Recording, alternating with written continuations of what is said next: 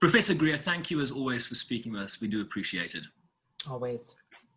So you are an academic, a political scientist, an author, talk show host, an analyst, but you're also a Black woman living in the United States today.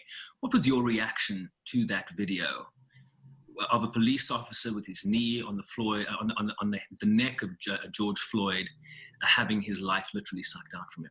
Right. I mean, and Sherwin, what's so sad is when you say that video, we have to pause because I'm not always certain which video you're referring to, sadly. You know, we have so many on a weekly basis. I have stopped watching those videos from start to finish.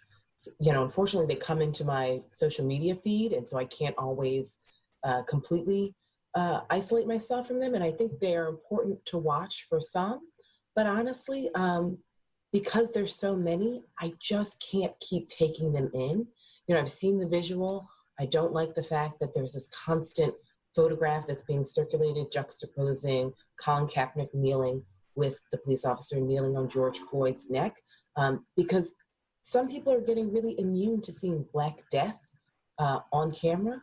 I've read about the video. I've seen most of it, but I have not sat there and watched all 8.5 minutes where a man begs for his life and begs for his mother, his deceased mother, while we're watching his final moments in this gratuitous nature. So for me, I'm exhausted. I think to be a Black person in this country is to be in a perpetual state of exhaustion and fear and anger and rage. They're just different moments that obviously bring it to the fore. But that video encapsulates just what this country has been.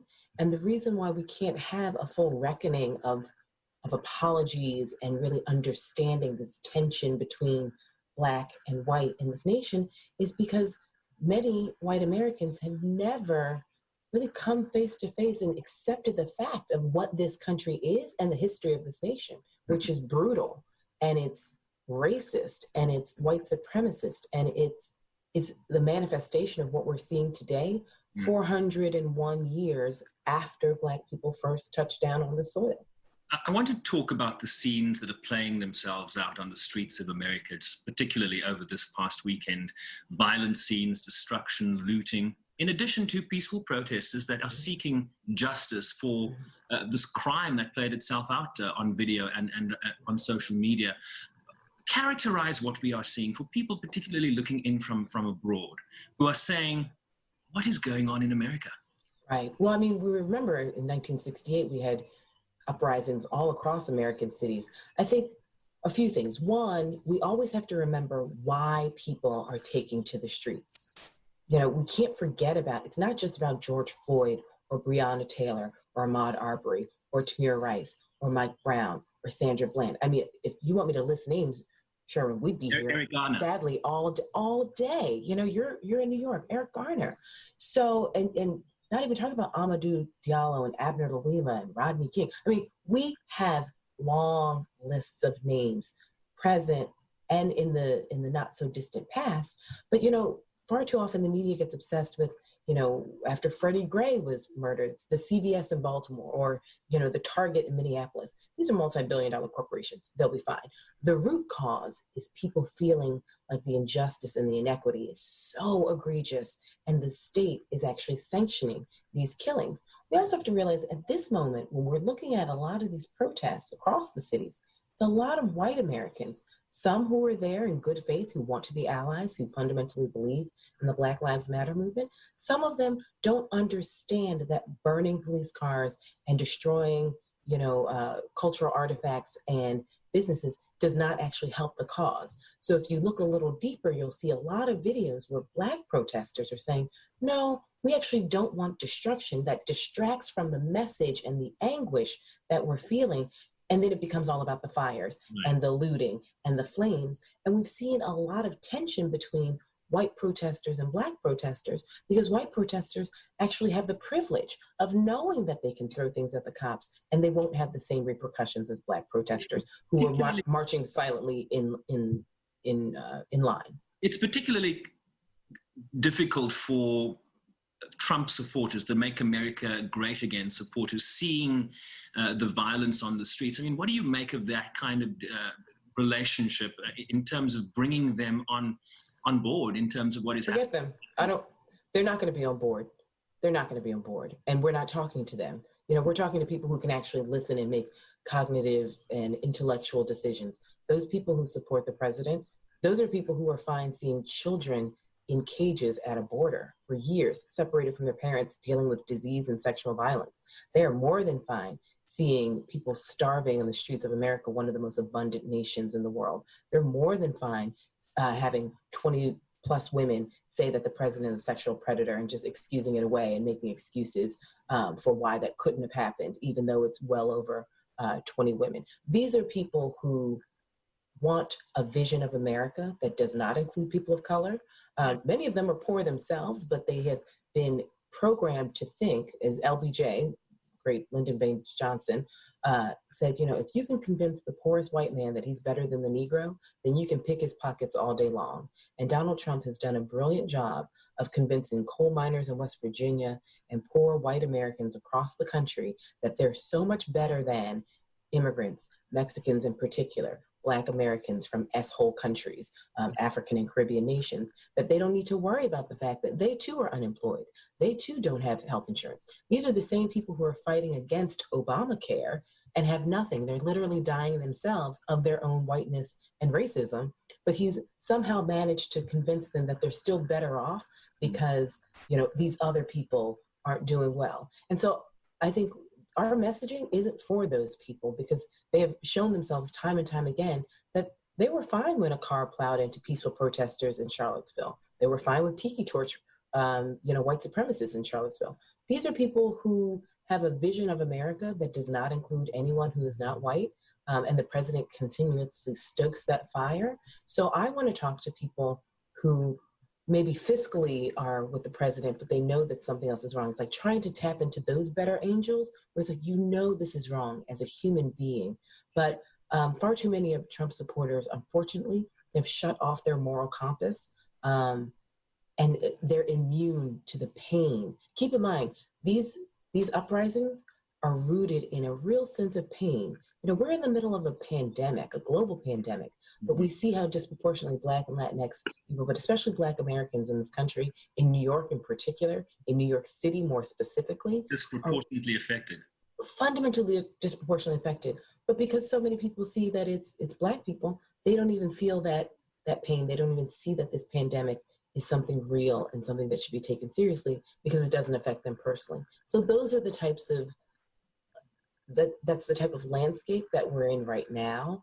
And I really want people who are more concerned about property values as opposed to the human beings that are the root cause of these uprisings to hopefully shift that mindset. And so that's the work that I think a lot of people are trying to do right now. The landscape that we're also in is of, as you mentioned, you listed a number of the victims of police brutality. This is a conversation that isn't new.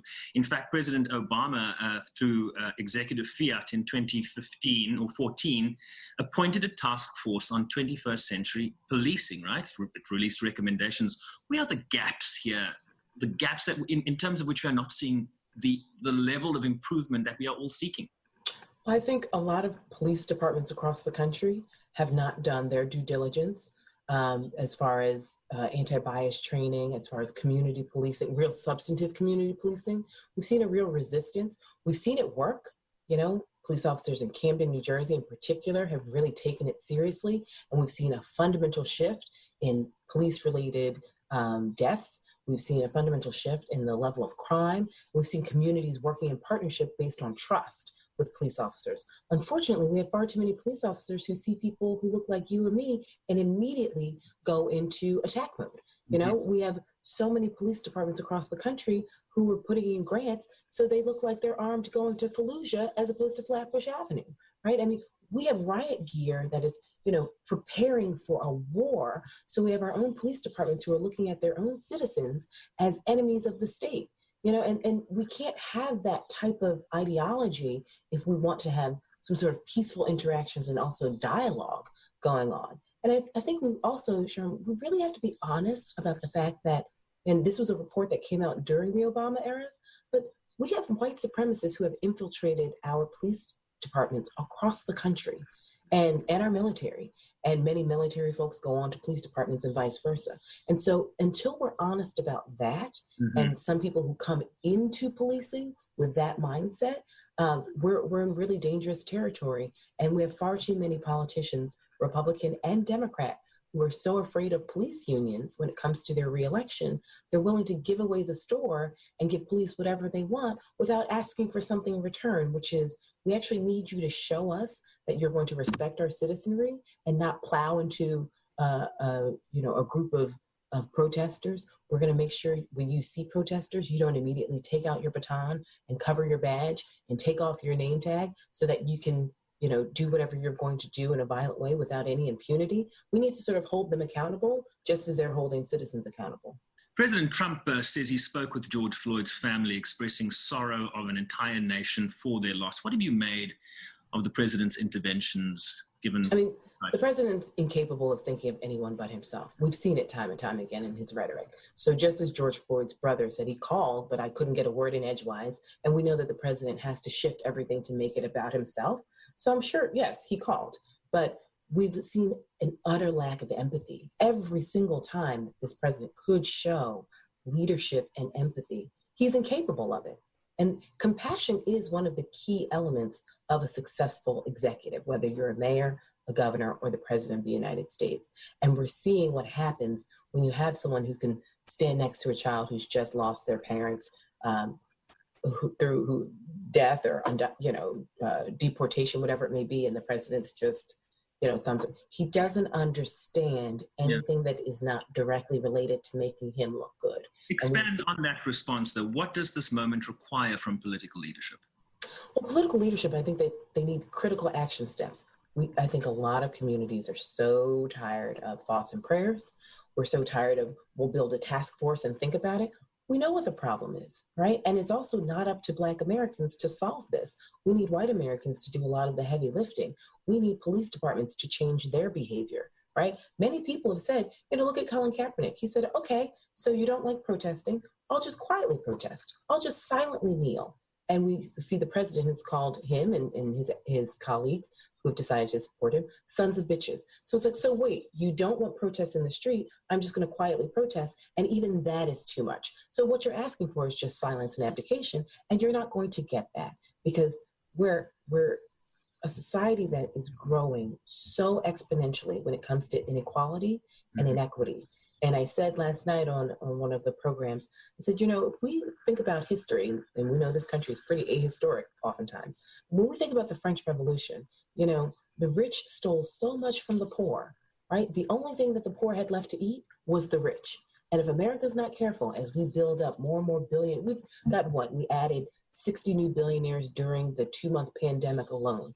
We're adding in more millionaires and billionaires on a daily basis. We're throwing away food. We're paying farmers not to give away food or produce food and literally letting crops die while we have millions of people who are starving with no job, no unemployment, no chances of a job anytime soon. So we're seeing this constant imbalance in one of the most abundant nations on the planet. That's not sustainable for a long-term democratic society at all. Final question for you. How do we ensure that tomorrow is better than today? Well, I'm encouraged by young people always. That's why I'm an educator. Some say arrest all 4 officers. I'm sorry? Some say arrest all 4 officers, not just the one. Well, I mean, we need to start there. And we also don't need to just arrest them. We need to prosecute them. Because if we have another Rodney King situation where we arrest them and then they're tried and they go about their business and maybe they're fired, but they get hired by another police station, making the same amount of money, if not more, still keeping their pension. We will see more of these uprisings because we've got mothers who have accidentally sent their children to the wrong school in a better school district and they are in prison for 5 years. We've had formerly incarcerated individuals who accidentally voted, before they were allowed to, they didn't know the rules, and they're back in prison. So we're seeing these punitive measures coming, especially for women of color, Black women in particular. Those are the 2 examples that I'm thinking of. But then we see white men literally murder someone on camera We have bystanders on the job. We are paying their salaries. They work for us. They are public servants. They're sworn public servants. And to see them get off, that's not the type of justice we need. So we actually need substantive training, and we need politicians, because it has to be protest politics and electoral politics working in conjunction. But we also need to hold elected officials accountable. Where it's like, you cannot abdicate to police departments just because you're afraid of their union and you want to get reelected. You have to think about all of your citizens who are having very different interactions with police on a daily basis. Professor Christina Greer, thank you as always. Much appreciated. Sherwin.